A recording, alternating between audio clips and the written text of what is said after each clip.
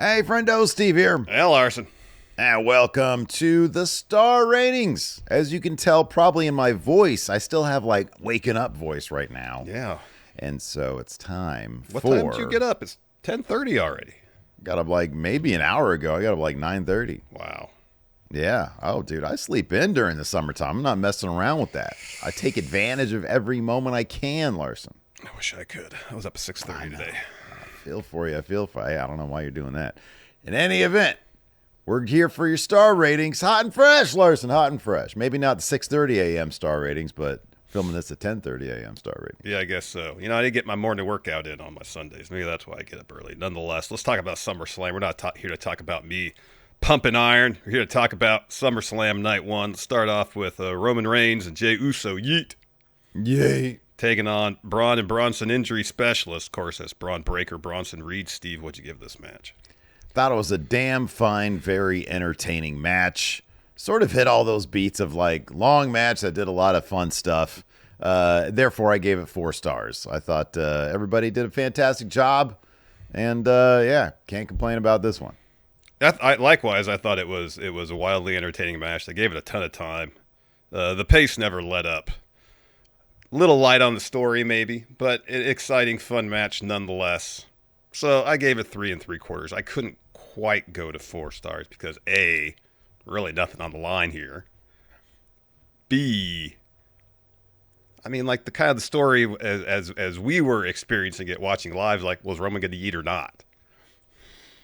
Yeah, but I sort of didn't care about that once the actual match was underway. Like, I thought the match was actually a lot of fun. It was super entertaining. It was 3 3/4 stars. Next, for the women's tag titles, Charlotte Flair and Alexa Bliss defeated Judgment Day, new champions. This match was really, really good. A match where the action is good and the storytelling was actually pretty good as well. And it seems like, at least on these major shows, Triple H kind of approaches matches for the somewhat in 2 ways. There's great match, and the match did what it needed to do. From that perspective, it seems like, all right, we got one story beat you want to hammer home during the course of this match. Kind of everything else doesn't matter. This is one of those matches that actually kind of fused both those things. We actually had a really good match. Plus, the story beat where Alexa hits Charlotte. We're so used, especially in WWE, for that to happen, and the partner who gets hit be like, what the heck? Charlotte realizes accident helps Alexa with making sure she gets to hit that Sister Abigail DDT to get the win. I gave this 4 stars. I thought it was really good. I gave it 3.5 stars. I thought it was really good. I thought that the crowd was still reeling, I think, from the match that preceded it because there was a lot going on there, and so the crowd was kind of dead for a large portion of this match.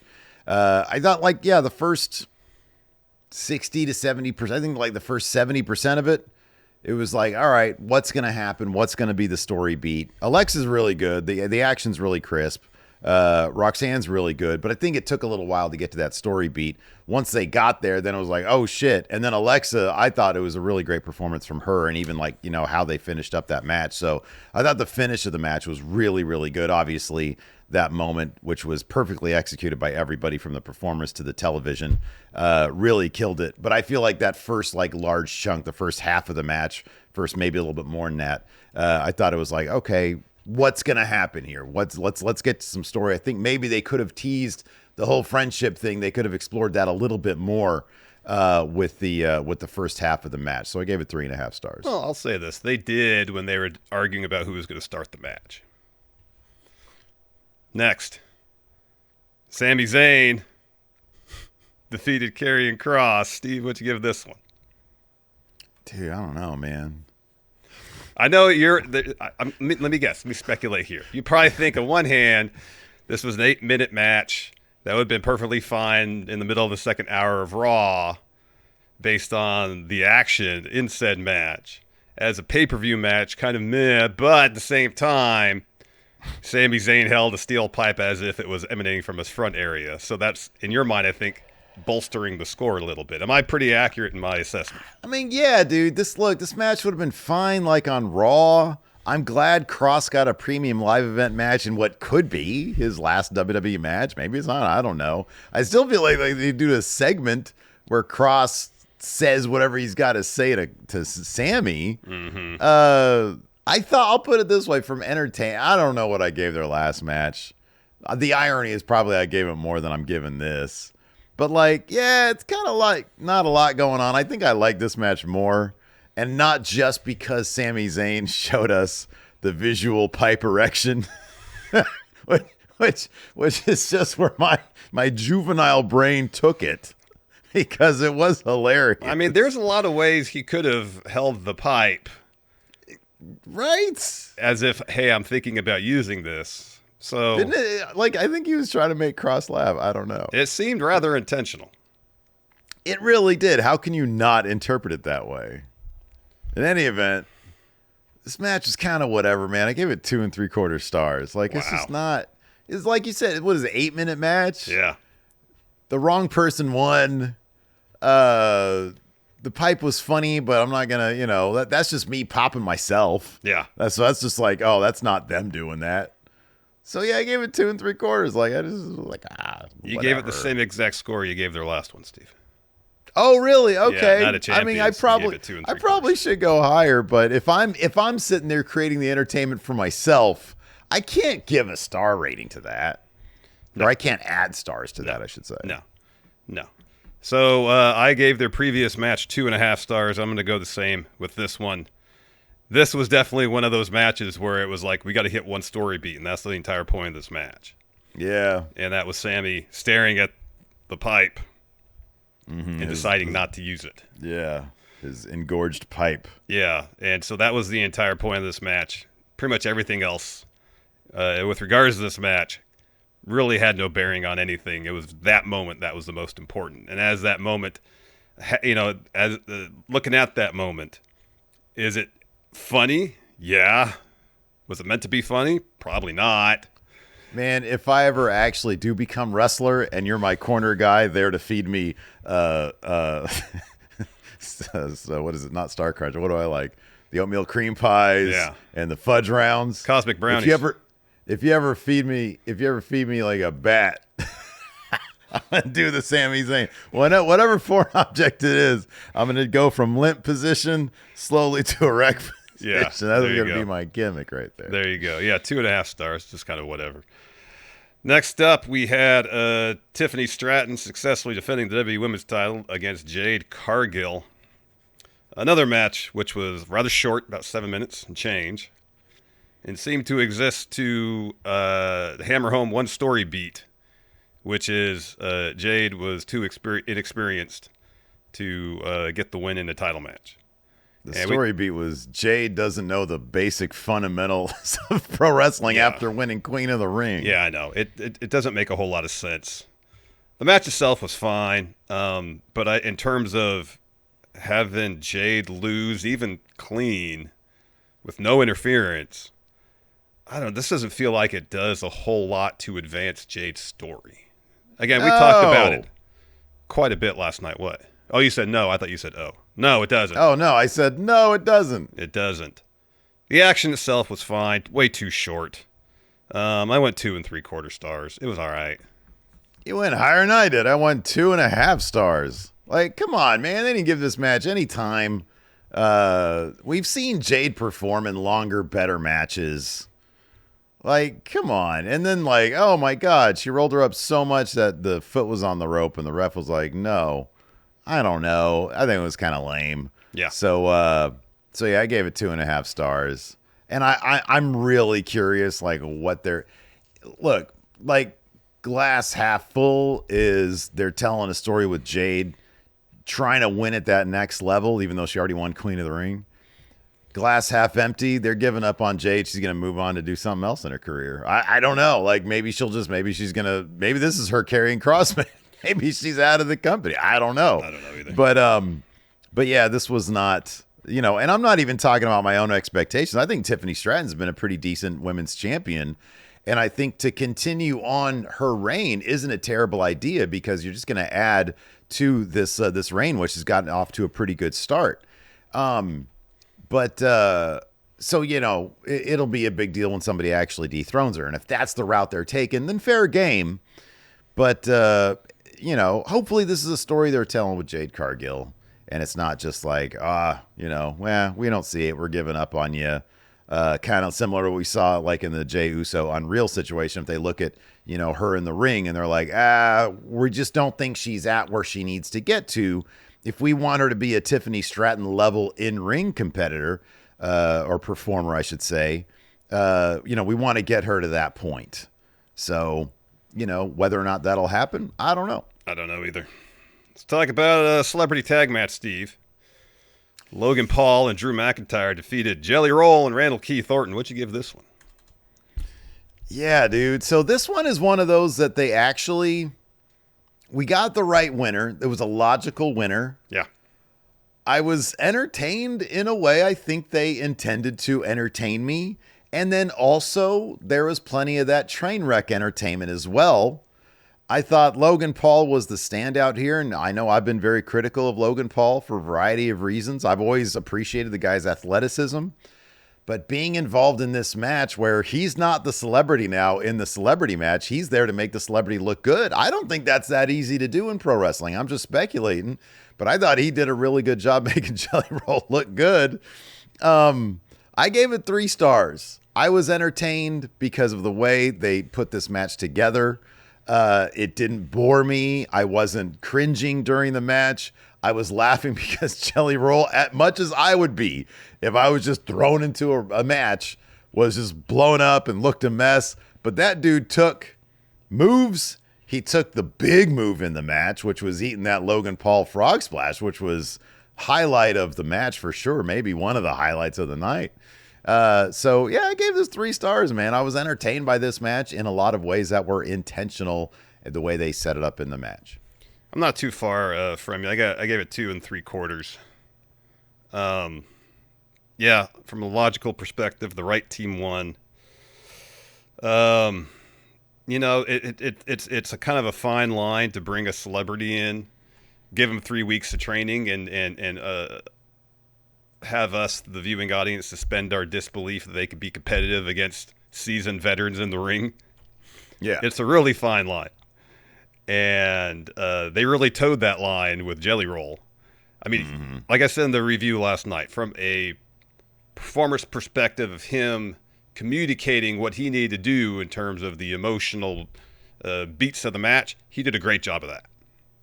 Yeah. And, that's I kind of feel like that's one aspect of pro wrestling that's probably harder to teach than actually doing the moves, is understanding the storytelling aspect. And he understood the storytelling aspect. So hats off to him for that. But again, it's just that fine line of having me as an audience member buy in to the illusion you're creating that Jelly Roll could punch Drew McIntyre and Drew would actually sell it. So I landed on 2 3/4 because I didn't feel like I could buy in enough. All right. Let's talk about the main event. CM Punk defeating Gunther. To become the world heavyweight champion. A lot of what you said about the women's tag title match is kind of how I feel about this one. Is the first half is like, all right, where is this going? And then, of course, the second half, Gunther, especially the second half, was wiping the floor with CM Punk, beating the absolute shit out of him. And once again, Gunther's weakness revealed itself, which was hubris. This is at least the second, if not third time he has lost due to hubris. And at a certain point, sort of like with Drew McIntyre, where he's got this thing that he can't get over. With Gunther, they got to find a way where he evolves his character so he doesn't fall prey to his own hubris when he's dominating. That being said, second half of this match especially was really, really good. I kind of wish Phil had gotten a little more offense in before hitting those 2 GTSs to get the win, but he took advantage of Gunther's hubris and got the W. I gave it 4 1/4. I thought it was really good. I went a little bit higher. I went 4.5. I thought this match was excellent. And I don't know, with Gunther, it's like, it's a weird intangible where it's like you're watching that first part and yeah, maybe you're waiting for a story beat to happen. But in the meantime, you're kind of glued to the television where it's like, man, I really want to see this story beat to happen as opposed to just sort of waiting around for it. Somebody on my Wrestle Juice hot takes thread said this was the first time that Gunther felt like the real final boss of Raw. And that's totally true. CM Punk's a big deal. He's the biggest deal that Gunther has faced.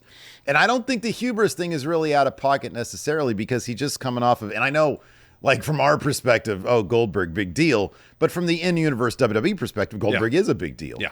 And he's coming off of a 10-minute beatdown of Goldberg. And he's got another old timer with a good resume.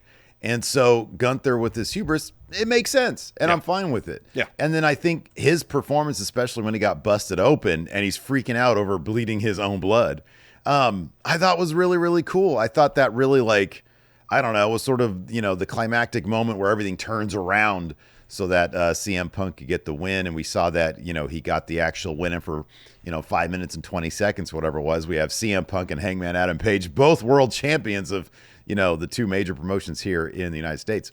So, I love this match. I give it 4.5 stars. Obviously, match of the night, might be match of the entire show, depending on what Becky and Lyra do, depending on what TLC does, depending on what the triple threat Io, Rhea, Naomi does.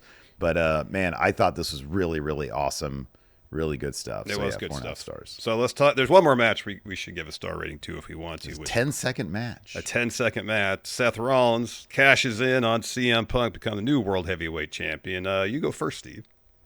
Well, I'm wondering what those other guys are going to give this match, because oftentimes if it's a match that's only 10 seconds long, Dave Meltzer gives it no rating. However, us here at Friendo Club, we don't shy away from the 10-second match rating. So I'm going to do this. Match definitely happened. Well, did match actually happen? I mean, there was a match. Bell rang, pitfall occurred, bell rang again. Yeah, match happened. I guess, listen, I'm going to cheat a little bit, and I'm going to give a star rating to the cash-in. Let's say, for example, Seth Rollins 10 years ago, that cash-in was a 5-star cash-in. No disagreement. All right? Yeah, no disagreement there. Edge's first one, hey, you might consider that a 5-star, maybe 4 3/4 star cash-in, because it was the first and it was like, oh my God, this is crazy.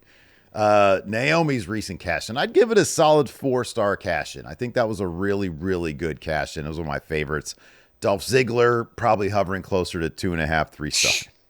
I just say that now to piss people off who love them. There's like a subset of fans who just live by that Dolph Ziggler cash-in. Yeah. It was a 4.5 star cash-in. At the time, it was great. I mean, what happened to his career It was awesome. It was awesome. I'm just something else entirely. So then what would I give this one? You got the whole lore now of the, is it an injury? Is it not an injury? You have the setup at Saturday night's main event. LA Knight doing his part. I'm going to give this one a 4 1/4 star cash-in. Wow. Because they actually put in the work to make this a surprise, and those dirty snitches at WWE leaking that info to John Pollock. What's John Pollock supposed to do? Just sit on this info? Is he supposed to sit? He can't sit on this info. Can't do that. What's Meltzer supposed to do? Sit on John Pollock saying this? No, he's supposed to sit on it. Yeah. No. Get out of here with that. Therefore, WWE put in the work. He did the crutch thing, and then he whoop-at. The only thing that's keeping this from a 5-star cash-in, Larson, is your fake Kevin Nash leg. 4 1/4 star cash-in. No, I appreciate everything you just said. I agree. Good. We're in agreement. 4 1/4 for Larson. My star rating is going to be different. We're out of here. Seth's cash-in at Mania 31, 5-star. It's the apex of the Money in the Bank cash-in. Gold standard. Absolutely. You can't get better. Well, I mean, I suppose they could try, but right now, I can't think of one that even comes close to matching the impact, the exhilaration. By every metric, it's the best, I feel like. Agreed. Even if I didn't know this was going to happen, or if I had no sense it was going to happen, if I wasn't privy to the news from Pollock and Meltzer about this being an angle from Saturday night's main event, I kind of feel like I would still feel like something seemed like it was just a little off. Something was missing. All right. For me to really hammer home, wow, what a surprise this was. And I could speculate, but I can't exactly put my finger on what that little thing is. So I can't go as high as 4 1/4. Plus, I don't know how I would feel if I didn't know it was going to happen. All I know is how I feel knowing it was probably going to happen. Man, I can kind of, I feel like I'm interested to hear your star rating is, but real quick to that point, if we had no idea and he comes out on his crutches, I know our reaction would be fucking shocked. We'd be like, wait, is he not injured? You know what I would say? Yeah, there it is. There it is. I don't know. I think this goes beyond there it is. So there you go. Come on, what's your star rating, dude? I gave it 3.5. Okay. All right. It wasn't bad, but solid score. It's a solid score. It's not a bad score. I feel like you would have gone 4.25 had it been a real surprise. That's my speculation. That's my speculation on that one. Anyways, what do the friendos think? Let us know what your guys' star ratings are for everything, including the cash in.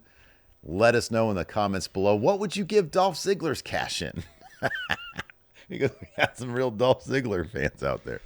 Anyways, that's going to do it for star ratings. Hopefully, we'll see you guys at our SummerSlam watch along over at youtube.com/Steven Larson, our SummerSlam review later on that same channel. And of course, wherever audio podcasts can be found. Thanks, everybody. We'll see you guys around. Goodbye.